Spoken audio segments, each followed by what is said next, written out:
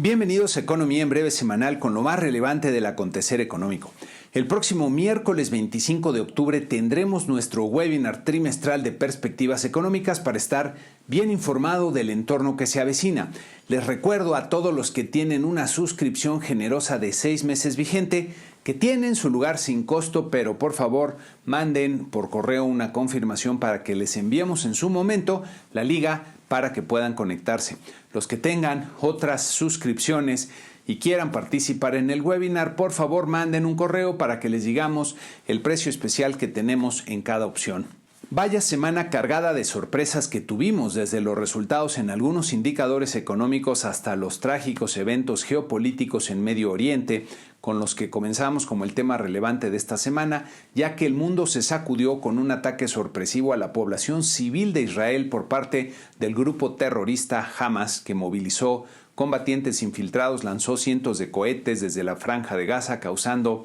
cientos de muertos y miles de heridos, de acuerdo con los reportes de medios internacionales. El primer ministro Netanyahu de Israel declaró un estado de guerra contra Hamas y movilizó a las tropas israelíes para atacar en Gaza, mientras que del lado palestino hay incluso llamados a la gente a levantarse en armas.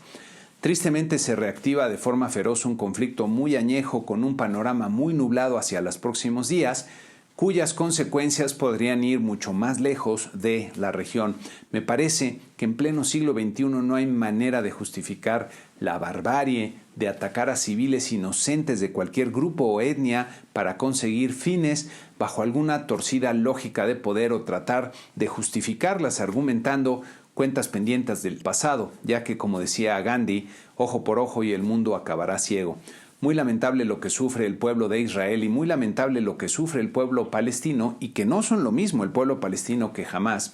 que ojalá se encuentre pronto la forma de convivir pacíficamente. Lo que ocurre en Israel tendrá repercusiones significativas en el entorno geopolítico y económico global en los próximos meses, y ya veremos cómo lo digieren los mercados financieros mundiales en estos próximos días, pero por lo pronto este es un elemento que inyecta incertidumbre adicional al entorno que ya está complicado. Otra sorpresa fue la remoción de Kevin McCarthy como vocero de la Cámara de Representantes del Congreso de Estados Unidos, ya que es la primera vez en la historia que esto ocurre y refleja el, a decir de muchos, mal funcionamiento en el sistema político de Estados Unidos, fuertemente polarizado, con posiciones alejadas entre los principales grupos, haciendo muy difícil la construcción de acuerdos. Hay que recordar que el Congreso tiene hasta el 17 de noviembre para llegar a un acuerdo sobre el presupuesto federal para el año que viene, y la posibilidad de un nuevo cierre de operaciones del gobierno se mantiene vigente, reactivándose también el temor a un incumplimiento sobre la deuda federal si demócratas y republicanos no logran ponerse de acuerdo. En el lugar de McCarthy se quedó como interino el representante Patrick McHenry, y hasta el momento pues no se ve el nombramiento de un nuevo vocero en el futuro inmediato. Siguiendo en Estados Unidos con las sorpresas, el reporte de empleo del mes de septiembre arrojó una creación de empleos no agrícolas de más del doble de lo que se estaba esperando, 336,000 contra 160,000, siendo el aumento más fuerte desde enero pasado, como vemos aquí en la gráfica. La tasa de desempleo se mantuvo constante en 3.8%, que sigue siendo un nivel muy bajo que nos habla de un mercado laboral sorprendentemente fuerte. Las remuneraciones medias por hora, que reflejan las presiones salariales, se redujeron un poco en su comparativo anual, como pueden ver aquí en esta gráfica, y el 4.2% observado sigue siendo un nivel relativamente alto. Estos resultados inclinan la balanza hacia un nuevo incremento en la tasa de interés de la Reserva Federal en su siguiente decisión, que se tiene programada para anunciarse el 1 de noviembre. En México también tuvimos sorpresas desagradables con la decisión del gobierno de cambiar los acuerdos de concesión de aeropuertos de forma unilateral y sin previo aviso a las empresas aeroportuarias, que luego del anuncio sufrieron fuertes pérdidas en los precios de sus acciones en los mercados bursátiles, que llegaron incluso al 40%. Como dice la nota del Economista, esto representa otro golpe al Estado de Derecho en el país, con un gobierno que cambia las reglas del juego de forma intempestiva. Aunque la decisión causó sorpresa en los mercados, diría que no es algo que realmente sorprenda de este gobierno, que se ha caracterizado por golpear el entorno de inversión de forma continua. Tal vez esta noticia sirva de recordatorio a los inversionistas para reconsiderar ese optimismo que parece desbordado y se ha venido gestando en la inversión por el potencial que representa la oportunidad del nearshoring con América del Norte. En otra noticia, una delegación de alto nivel de Estados Unidos, encabezada por el secretario de Estado Antony Blinken, que estuvo acompañado del fiscal general y el secretario de Seguridad Nacional, estuvieron en México para reunirse primero con el presidente y luego con las autoridades de seguridad del país para buscar fortalecer la cooperación justo en temas de seguridad, especialmente en el tema del tráfico del fentanilo como asunto de mayor interés para ellos. El discurso y la sesión abierta fue muy amable, pero me parece que el gobierno de Estados Unidos está aumentando ya la presión sobre el gobierno de López Obrador en los temas de seguridad y migración, que son los que más les interesan. Pasando a los indicadores económicos en México, el consumo privado no creció nada en el mes de julio, como ven en este cuadro del INEGI, donde se puede ver que tanto el consumo de servicios como el de bienes importados presentaron contracciones significativas. En esta gráfica puede verse que el consumo privado se ha recuperado de forma notable desde la pandemia. Habrá que ver si el estancamiento de julio es debido a factores transitorios o estamos viendo que el consumo efectivamente está perdiendo fuerza. El consumo privado en bienes importados ha sido especialmente dinámico, como podemos ver aquí en esta gráfica, respondiendo, me parece, a la fortaleza que ha tenido el peso mexicano. El consumo en servicios también se recuperó a buen ritmo después de la pandemia, pero como vemos aquí, ha perdido impulso y comienza a dibujar una tendencia de baja. La inversión fija bruta siguió creciendo a un ritmo importante de 0.5% mensual en julio y como pueden ver en este cuadro del INEGI, hubo un contraste marcado en sus principales componentes, con la construcción creciendo un sólido 1.9%, pero la inversión en maquinaria y equipo cayendo 0.9%. En esta gráfica puede verse el sorprendente incremento de 29.5% real de la inversión en el último año. El componente de construcción acumula un 37.2% en el año, como vemos aquí en la gráfica, destacando la construcción no residencial con un crecimiento sobrenatural, diría, de 70.9% que pueden ver en esta gráfica. Digo que es sobrenatural porque me cuesta mucho trabajo pensar que los inversionistas, entre comillas, despertaron para apostarle fuertemente al futuro cuando todavía persisten riesgos grandes en el entorno. Las tasas de interés han venido subiendo, tenemos en puerta un cambio de gobierno y elecciones, están creciendo las tensiones con el gobierno de Estados Unidos y ya sabemos que este gobierno ha golpeado las inversiones constantemente, como acaba de hacerlo con el tema aeroportuario. La explicación que me parece podría ser más razonable es que hay inversionistas comprando terrenos en previsión por lo que se viene con el nearshoring. En esta gráfica pueden ver la evolución de la inversión pública, que está volviendo a crecer en los últimos 2 años, pero sigue en niveles muy por debajo de años previos, a pesar de la aceleración de las obras insignia del gobierno, que ha requerido una inyección masiva de recursos. De acuerdo con el INEGI, es la construcción privada la que más ha crecido, como ven en esta gráfica. Muy sorprendente y extraño el comportamiento de los datos de inversión. Por otro lado, las remesas familiares que se reciben en México continuaron mostrando cifras elevadas, ahora de 5.6 miles de millones de dólares en el mes de agosto. El monto promedio de la remesa fue de $403, que como pueden ver en la gráfica, se compara favorablemente contra lo observado hace un año. Cuando ponemos las remesas en pesos, la historia es diferente, ya que los 94.5 miles de millones de pesos recibidos en agosto de este año quedó por debajo de los 103.2 miles de millones de pesos recibidos en agosto del año pasado, lo que se debe en buena medida a la apreciación del tipo de cambio. La remesa promedio en pesos se ha reducido de 7,800 pesos hace un año a 6,852 pesos en agosto pasado. Si se ponen a pensar que las remesas representan parte de las migajas que reciben nuestros connacionales que han tenido que emigrar por la falta de oportunidades en nuestro país y que con su trabajo enriquecen a la economía de Estados Unidos en lugar de a la economía mexicana, entonces estos elevados montos de remesas representan más que un logro, la magnitud del fracaso nacional.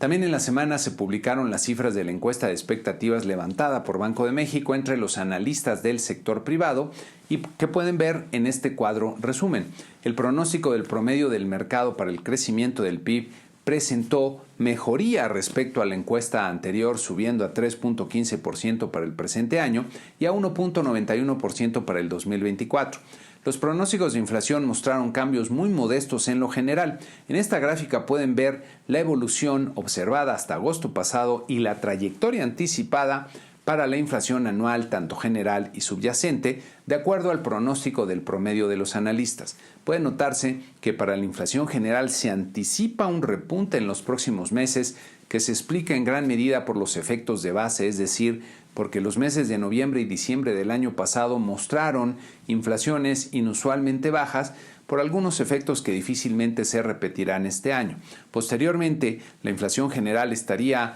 fluctuando de forma relativamente lateral cerca del 4.5% para bajar con más claridad hacia los meses de agosto y septiembre del 2024. Para la inflación subyacente en la línea anaranjada se anticipa un descenso continuo y gradual, pero todavía en niveles por arriba del 4% hasta donde alcanza el pronóstico. En esta lámina pueden comparar lo que espera el promedio del mercado en encuesta de Banjico con el pronóstico de Casa, que trae un repunte más fuerte para los próximos meses como resultado de factores como repuntes en precios agrícolas por efectos climáticos y por presiones en los precios de los servicios ante la fortaleza inesperada de la demanda agregada. En esta otra lámina pueden comparar la expectativa de economía en breve en la línea morada con la del mercado para la inflación subyacente, con un descenso más pausado en el pronóstico de aquí de Casa. Regresando al cuadro, el pronóstico promedio para el tipo de cambio al cierre del año volvió a bajar un poco, pero esto va a cambiar drásticamente en la siguiente encuesta,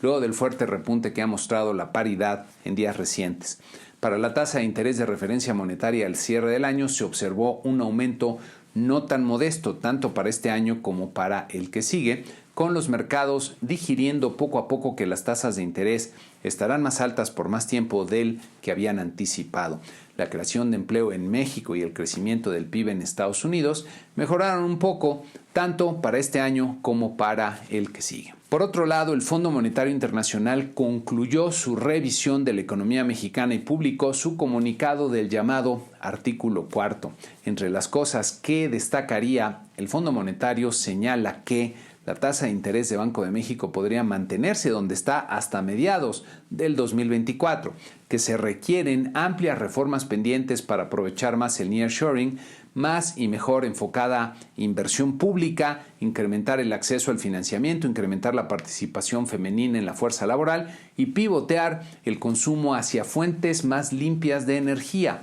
También dice el fondo que la política fiscal planteada para 2024 es claramente procíclica, es decir, que aumentará la demanda cuando la economía opera por encima de su potencial, lo que conducirá a una trayectoria más elevada de tasas de interés, una moneda más fuerte, un mayor nivel de deuda como proporción del PIB y un descenso más lento en la inflación. También dicen que una postura más restrictiva sería consistente en la política fiscal con los esfuerzos de Banco de México para regresar la inflación hacia el objetivo. La siguiente administración enfrentará decisiones difíciles para mantener la trayectoria fiscal prevista en el mediano plazo, y también dicen que se requiere una forma más robusta y transparente de reportar los resultados fiscales para alinearse a las prácticas contables internacionales. En fin, como que no gustó mucho en el fondo la propuesta presupuestal para el 2024. Los mercados accionarios registraron pérdidas en su mayoría durante la semana, como ven en nuestro cuadro resumen, con el promedio de nuestros 10 mercados que seguimos bajando 1%.